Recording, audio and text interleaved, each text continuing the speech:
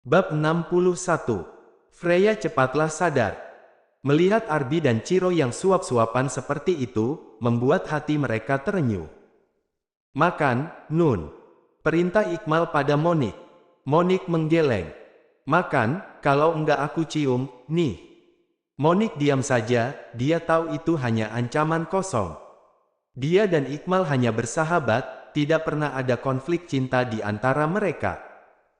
Jika keadaan tidak seperti ini, pasti Ikmal dan Monik sudah diledek oleh yang lain. Ikmal menghela nafas. Dia salah memberikan ancaman, mana mungkin juga Nina bakalan takut dengan ancaman seperti itu darinya, pikirnya. Lain lagi jika itu Zilda atau Leta yang diancam oleh Marcel dan Vian. Makan, kamu kalau memang sayang pada Freya, harus makan. Ayo, aku suapin. Aku makan sendiri saja. Sendok yang dipegang oleh Monik terjatuh, karena tangannya yang gemetaran, membuat makanan itu berantakan di lantai. Ikmal menghela nafas, bukan karena makanan yang tumpah, tapi melihat keadaan Monik. Pegang sendok saja tidak sanggup, bagaimana mau makan sendiri. Ikmal lalu mengambil sendok yang baru, lalu menyuapi Monik. Kamu juga makan. Sama seperti Arby dan Ciro, mereka lalu suap-suapan dengan sendok dan piring yang sama. Orang tua Ikmal yang melihat itu memicingkan matanya. Melihat kedekatan antara Ikmal dan Monik. Agam dan Marfa masing-masing duduk di kanan dan kiri Rei. Dengan Agam yang mengusap lembut kepala Rei, dan Marfa yang menggenggam tangan Rei. Tidak ada waktu untuk cemburu. Dan tidak pantas untuk memprotes di saat seperti ini. Marfa tidak mau protes pada Rei dan cemburu pada Agam.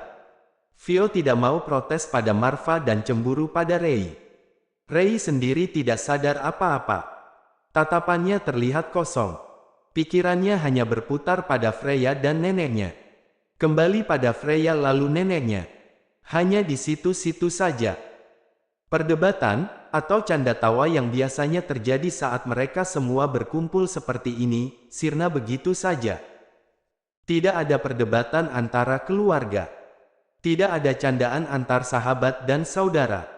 Karena saat ini mereka merasakan duka yang sama. Agam kembali memikirkan apa yang Freya katakan padanya. Lalu dia melirik Rei, Marfa, Vio, keluarga Arturo, si kembar, dan yang lain. Mulai saat ini, aku titipkan Rei padamu. Hanya kamu yang bisa menjaganya dengan baik.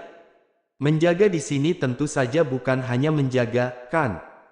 Dan Freya sengaja mengatakan itu dengan lantang di hadapan yang lain, berbeda dengan apa yang dibisikkan Freya padanya. Agam lalu mengusap dengan lembut punggung Rei, lalu berkata pelan padanya. Rei, Freya menitipkan kamu padaku, aku akan menjagamu dengan baik. Lebih baik lagi dari sekarang. Memang dikatakan dengan sangat pelan, tapi karena ruangan itu sangat hening, masih bisa didengar oleh yang lain, yang duduknya saling merapat. Tidak perlu, aku yang akan menjaganya dengan lebih baik daripada siapapun, bantah Marfa. Diam kalian. Urusi kisah cinta kalian di luar sana. Bentak Arby. Mereka diam. Mereka yang ada di kafe itu kembali teringat pada perkataan Freya yang menitipkan Rei pada Dr. Agam. Bukankah itu berarti Freya mendukung Rei bersama dengan Dr. Agam? Tapi bukankah Freya juga mengatakan tidak akan memihak pada siapapun? Franz menatap Rei dan Dr. Agam bergantian. Matanya memicing melihat Agam dan Rei. Begitu juga dengan Charles dan Delia yang melihat keduanya dengan intens. Rei mengusap air matanya, lalu menghembuskan nafas perlahan, menepuk dadanya yang masih terasa sakit. Freya akan baik-baik saja. Malam telah sangat larut, tapi dia tidak bisa tidur. Dia juga yakin yang lain pun tidak ada yang bisa tidur, meski mata mereka semua terpejam. Mereka semua tidur di ruangan ini, tapi Rei meminta Vio mengajak si kembar pulang meski kedua anak itu menolak. Hanya Ciro anak kecil di sini. Jam sudah menunjukkan pukul 5 pagi, Rei bangun dari pembaringannya, disusul oleh Monik. Mereka berdua saling menatap. sama-sama berpikir apakah ini hanya mimpi. Karena kira-kira di jam yang sama, kemarin, mereka mendapatkan berita buruk ini. Ini bukan mimpi. Aku juga berharap ini mimpi, potong Ardi yang kemudian duduk dan membenarkan posisi tidur Chiro. Momi, gumam Chiro dalam tidurnya, kemudian Ardi kembali memeluk Chiro dan mengusap kepalanya dengan lembut dan mengecupnya. Pria itu lalu membuatkan sarapan untuk Chiro. Meskipun keadaan sedang seperti ini, bukan berarti dia akan abai dengan Chiro, justru dia harus lebih memperhatikan anaknya itu. Tolong selamatkan Freya, sembuhkan dia. Aku belum membalas semua kebaikan dia padaku. Freya, cepatlah sadar, kamu ingin melihat aku bahagia, kan? Dokter menjelaskan tentang penyakit lain yang diderita oleh Freya. Rei menjadi semakin tahu apa yang terjadi pada sahabatnya itu di masa lalu. Dan ternyata, Freya juga sudah lama tahu tentang itu. Freya tahu, tapi tidak pernah cerita apa-apa tentang semua ini. Dia hanya diam dengan apa yang terjadi dengannya. Rei menjadi merasa bersalah. Dia selalu merepotkan Freya dengan masalah pribadinya. Seharusnya Freya punya waktu untuk istirahat, bukannya selalu mendengar curhatan mereka. Marva memberikan perhatian lebih kepada Rei. Dia akan membawakan baju ganti atau makanan. Dia bahkan lupa tentang Vio yang masih menjadi istrinya itu. Kejadian yang Freya alami, membuat orang-orang itu sadar akan sesuatu. Maut bisa kapan datang saja. Yang tadinya kelihatan baik-baik saja dan ceria, bisa saja besok akan terkapar di rumah sakit. Marva selalu berdoa setiap harinya, agar Tuhan akan membalikkan hati Rei untuk dirinya. Tidak apa Rei, jika kamu belum mencintaiku. Cukup aku saja yang mencintaimu. Asal kamu mau bersamaku, itu saja sudah cukup.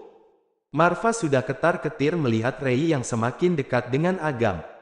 Dia sudah membujuk perempuan itu setiap memiliki kesempatan. Apa tidak ada celah bagiku untuk bersamanya? Apa kamu mencintai Dokter Agam? Rei diam saja. Apa kamu tidak mau membesarkan anak-anak kita bersama? Memang, kita masih bisa memberikan perhatian meski tidak bersama, tapi tentu saja tetap berbeda. Bagaimana kalau kamu menjadi mereka, apa kamu tidak mau bersama kedua orang tua kandung kamu setiap hari? Dek, tentu saja Rei mau bersama orang tua kandung mereka setiap hari. Dia yang sejak lahir tidak pernah merasakan kasih sayang kedua orang tuanya, merasakan sedih.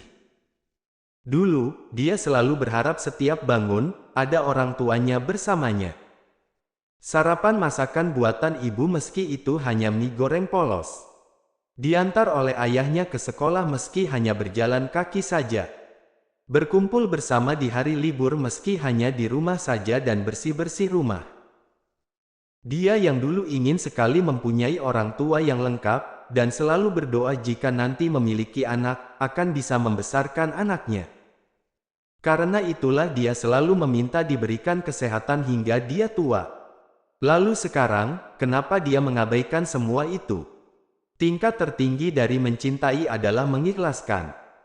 Vio sudah pasrah saja jika nanti Marva menceraikannya, meski hatinya terluka. Dia hanya akan berusaha tetap menjadi istri yang baik di saat masih menjadi istri Marva. Berkali-kali dia menghembuskan nafas berat.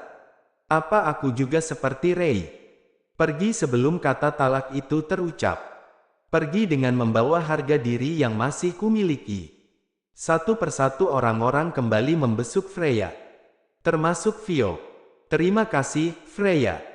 Meskipun kamu sahabat Rei, tapi kamu juga selalu baik padaku, meski terkadang perkataan kamu nyelekit. Aku juga mau punya sahabat sepertimu, bahkan adik. Cepatlah sembuh. Dengan keikhlasan kamu, tolong doakan kebahagiaan aku juga, ya. Vio keluar dari ruangan Freya, dan bertemu dengan Rei. Kedua pasang mata itu saling menatap. Vio hanya tersenyum pada Rei, tidak mengatakan apa-apa, lalu pergi begitu saja. Rei yang memang berhati lembut, ikut merasakan kesedihan Vio. Jika saja dia bisa memilih, dia tidak mau berasa di posisi ini. Terkadang dia menyesal kenapa kembali ke Jakarta. Tuhan, kumohon berikan aku keputusan yang tepat. Jangan sampai aku menyesal dan menyakiti hati banyak orang. Orang-orang yang menjenguk Freya itu, sama-sama berpikir bagaimana kalau mereka yang berbaring seperti Freya. Marva setiap memiliki kesempatan, juga selalu mengatakan kata cinta kepada Rei, seolah takut setelah ini tidak akan bisa mengatakannya lagi. Rei berpikir, bagaimana kalau dia yang ada di atas berangkar ini tidak bisa melihat anak-anaknya yang menangis setiap saat seperti Chiro yang selalu menangisi Chiro. Tentu saja dia mau selalu bersama anak-anaknya, tapi juga tidak sanggup menyakiti hati perempuan lain. Dia tidak mau kena karma. Karma dari merebut suami perempuan lain demi kebahagiaan sendiri. Agam juga selalu memberikan perhatian pada Rei. Rei juga sering dihubungi oleh mamanya Agam sekedar menanyakan kabar dan meminta perempuan itu menjaga kesehatan. Kehadiran Agam dan keluarganya tentu saja membuat Rei senang. Mereka menatap wajah Freya yang terlihat sangat tenang. Tidak ada tatapan dalam saat dia melihat seseorang, seolah sedang mengamati lawan bicaranya dengan teliti. Tidak ada dengkusan saat perempuan itu merasa kesal. Tidak ada sindiran halus ataupun kasar dari mulutnya. Freya yang selama ini selalu menjadi wadah curhat mereka. Hanya saja mereka tidak berpikir kalau wadah itu akan penuh jika terus diisi, dan akhirnya tumpah. Yang bisa mereka lakukan selagi masih sehat adalah membahagiakan orang-orang di sekitar mereka. Cepatlah sadar, Freya. Rei kembali ke makam kedua orang tuanya, lalu ke makam neneknya. Di makam itu dia banyak merenung. Memikirkan tentang kedua orang tuanya, neneknya, anak-anaknya, juga sahabat-sahabatnya. Dikasih hati minta jantung. Mungkin itu kata-kata yang tepat untuk dia saat ini. Dulu hanya berharap bisa melihat anak-anaknya. Lalu berharap bisa diakui dan dipanggil bunda, sekarang malah ingin selalu bersama anak-anaknya. Rei merutuki dirinya sendiri yang tidak pernah merasa puas. Apa dia terlalu serakah? Dia kembali ke rumah sakit. Masuk ke dalam ruang ICU dan menatap Freya. Freya, aku sudah mengambil keputusan. Aku berharap keputusan aku ini adalah yang terbaik, meski jujur saja, tidak tahu ini yang terbaik untuk siapa. Freya, maafkan aku yang selama ini selalu menyusahkan kamu.